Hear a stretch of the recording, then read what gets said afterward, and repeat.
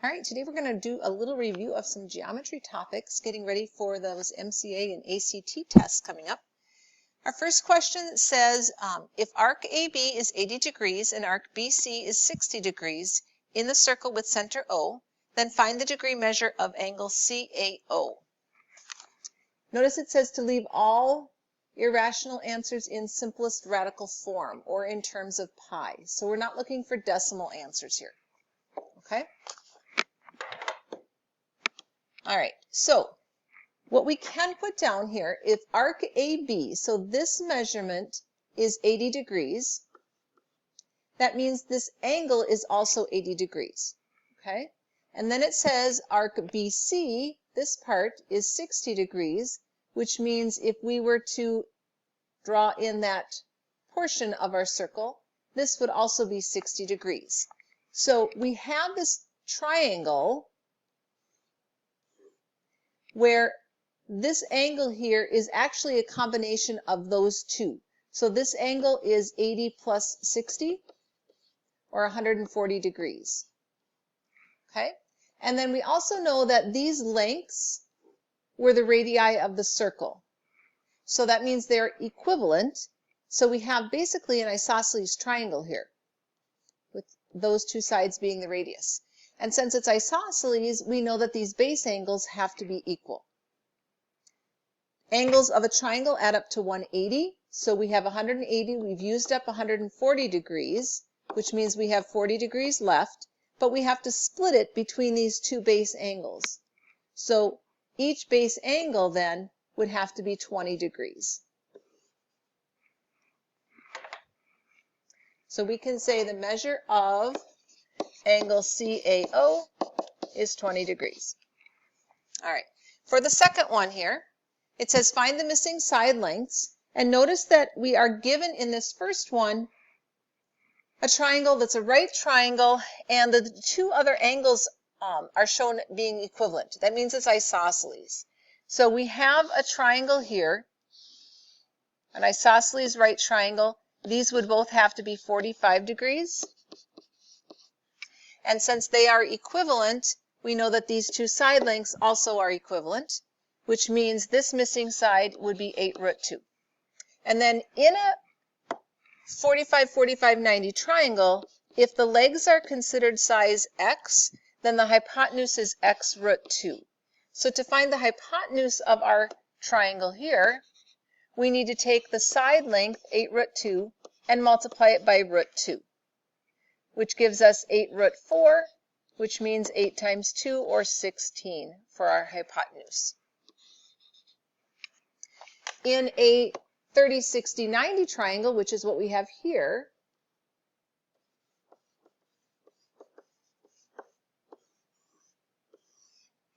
if this is our 30-degree angle, we call that short side x.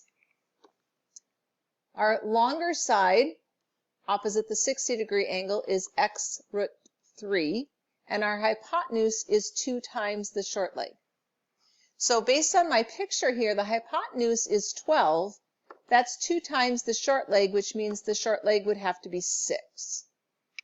And then our longer leg, opposite our 60-degree angle, is just the short leg times root 3.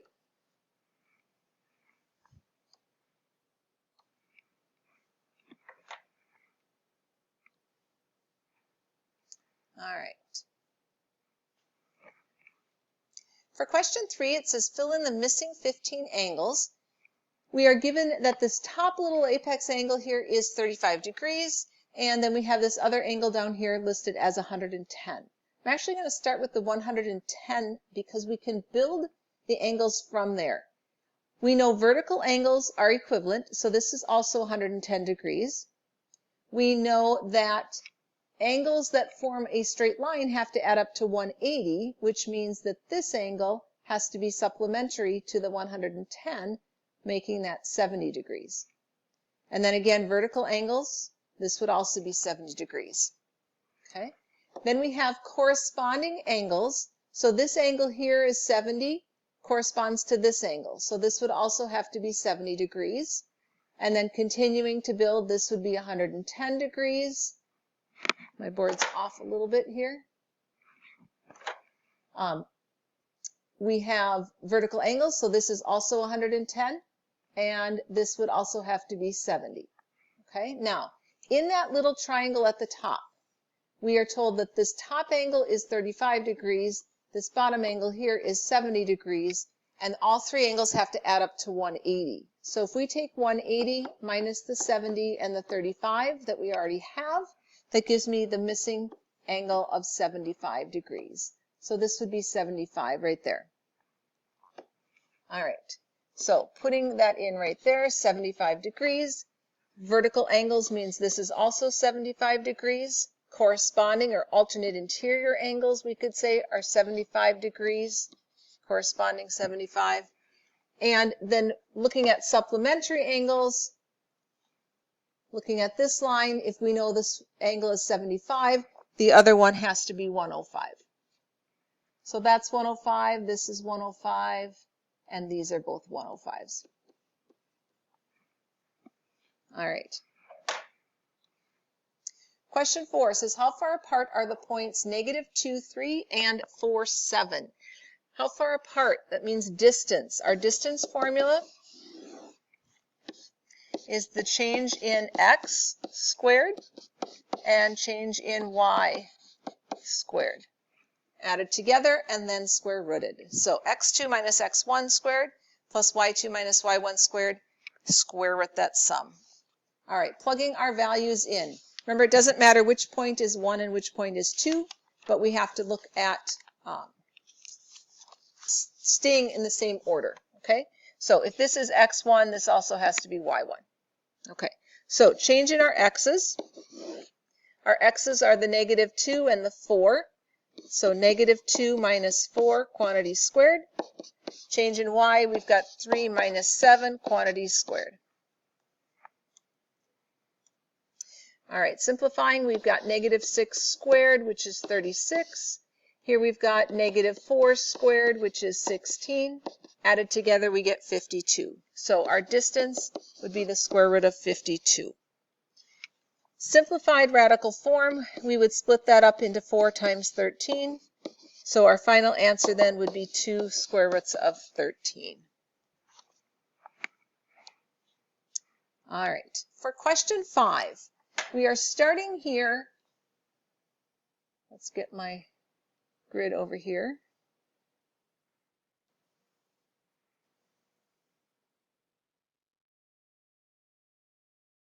All right, we're starting with the point 2, -5.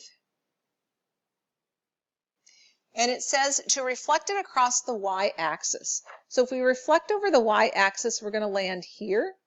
So my coordinates would be -2, -5. And my board's off again. All right. Part B, it says reflect it over the x-axis. So if we take that red dot and reflect it over the x-axis, we are up here. Coordinates would be 2, 5.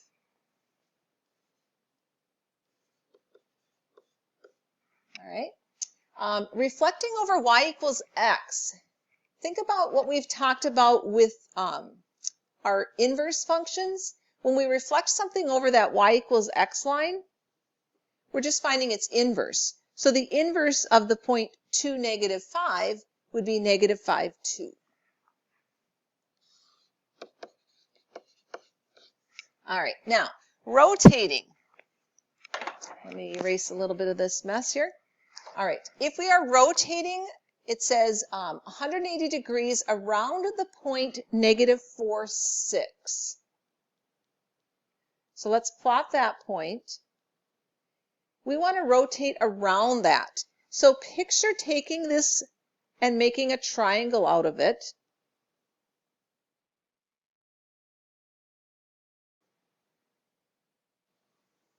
Okay, and we want to rotate 180 degrees. So picture moving that up here, 180 degrees. It's going to extend out this way, and we have to just look at total distance. From here to here, we want that same distance on the other side. So we have to figure out where that point would be. If we look at the triangle I've drawn, we know that the base length is 6 and the height here is 11. So picture rotating that up. We're going to go and have a triangle like this, where we have 11 up and 6 over. So from my point here of -4, 6, if I go further to the left 6 spaces, I land at -10. And for my y-coordinate, if I'm at 6 and I go up 11 more, that puts me at 17. Okay. For the last piece, we're rotating 90 degrees counterclockwise around the origin. So we're pivoting here. So picture this triangle. Okay. We have a horizontal distance of 2 and a vertical distance of 5. If we rotate that 90 degrees counterclockwise, we're going to land here. So my vertical distance of 5 is now going to become my horizontal distance, and my horizontal distance of 2 is now going to become my vertical distance. And so I end up at the coordinates 5, 2.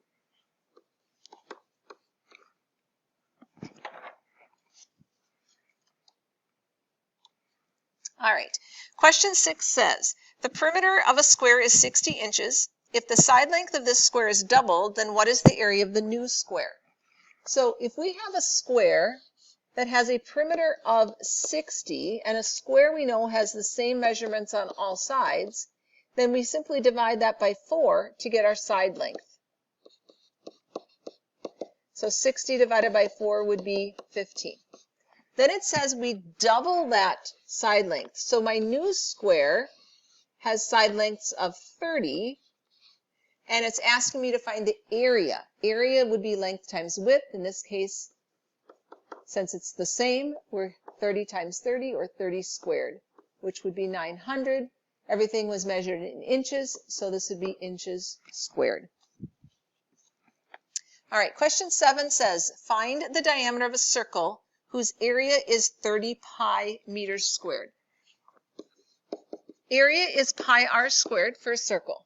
So if our area is 30 pi, and that's supposed to be equivalent to pi r squared, the pi's are going to divide out. We get r squared being 30, which means r would be the square root of 30.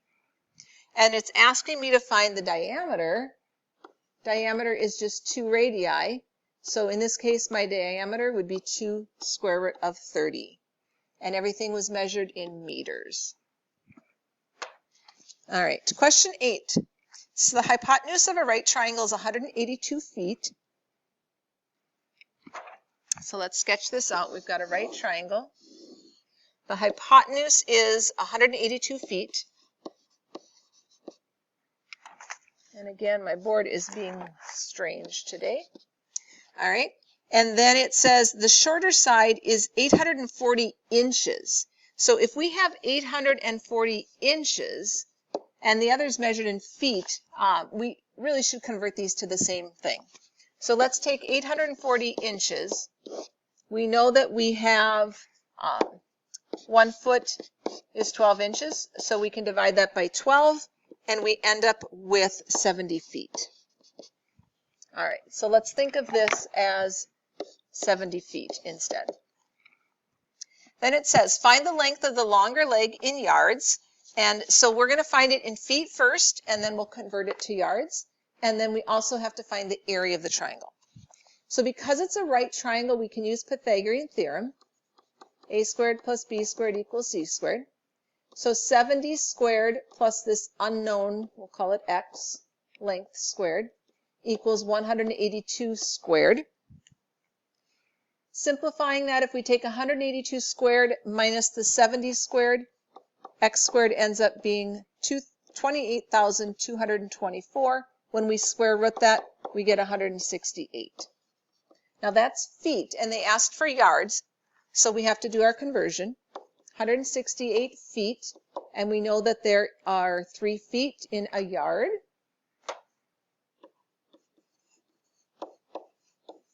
So we can divide out our 3. 168 divided by 3 gives us 56 yards. And then they asked for the area.